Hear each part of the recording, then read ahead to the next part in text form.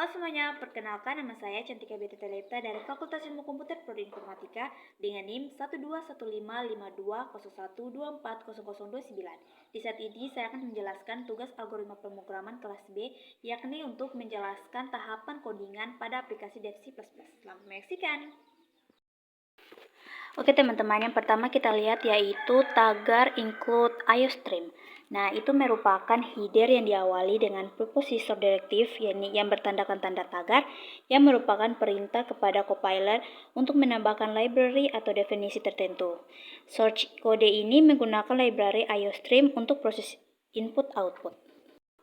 Yang kedua yakni using namespace std.column. Itu juga disebut sebagai preposition directive yang berfungsi untuk memberikan akses ke fungsi input-output standar dalam C++. Yang ketiga, namun pada gambar terlihat pada nomor urut keempat, itu merupakan integer main atau int main yang merupakan fungsi utama atau entry point yang dapat menerima input dan menghasilkan output. Pada urutan kelima yakni string nama semikolom. Nah, string nama ini untuk mendeklarasikan variabel nama bertipe string yang fungsinya untuk menginput nama dari pengguna atau compiler. Urutan keenam yaitu integer x, y, jumlah semikolom.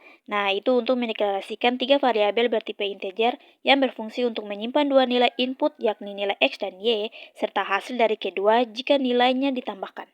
Di urutan ke-8 yakni code shift left tanda petik 2 masukkan nama Anda, titik berganda petik 2 semikolom. Nah, di situ bertuliskan masukkan nama Anda. Jadi kita akan memasukkan nama kita atau nama pengguna lainnya. Di urutan ke-9 yaitu change shift right nama titik kolom. Nah, itu untuk mengambil input dari pengguna agar dapat dimasukkan ke variabel nama. Di urutan ke-10 yaitu code shift left tanda petik 2 masukkan nilai x titik berganda tanda petik 2 semikolom. Nah, yaitu teman-teman untuk memasukkan nilai x yang merupakan nilai pertama. Urutan ke-11 yaitu change shift right x semikolom. Nah, itu untuk mengambil input dari code masukkan nilai x dan menyimpannya ke variabel x. Di urutan 12 yaitu code shift left tanda petik 2 masukkan nilai y titik berganda tanda petik 2 semikolom. Nah, itu untuk memasukkan nilai y yang merupakan nilai kedua. Di urutan ke-13 yaitu change shift right y semikolom. Nah, itu untuk mengambil input dari code masukkan nilai y dan menyimpannya ke dalam variabel y. Di urutan ke-14 yakni jumlah sama dengan x tambah y semikolom. Nah, di situ akan dilakukan operasi penjumlahan atau yang lainnya antara nilai x dan nilai y dan menyimpan hasilnya pada variabel jumlah. Di urutan ke-16 yaitu code shift left tanda petik 2 hello, tanda petik 2 shift left nama shift left and l semikolom. Nah, itu untuk menampilkan sapaan halo dan nama yang dimana akan tersimpan nama pengguna. Di urutan ke-17 yaitu code shift left tanda petik 2 hasil sama dengan tanda petik 2 shift left jumlah semikolom.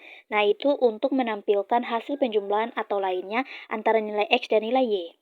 Di urutan yang ke-19 yaitu return 0 semikolon.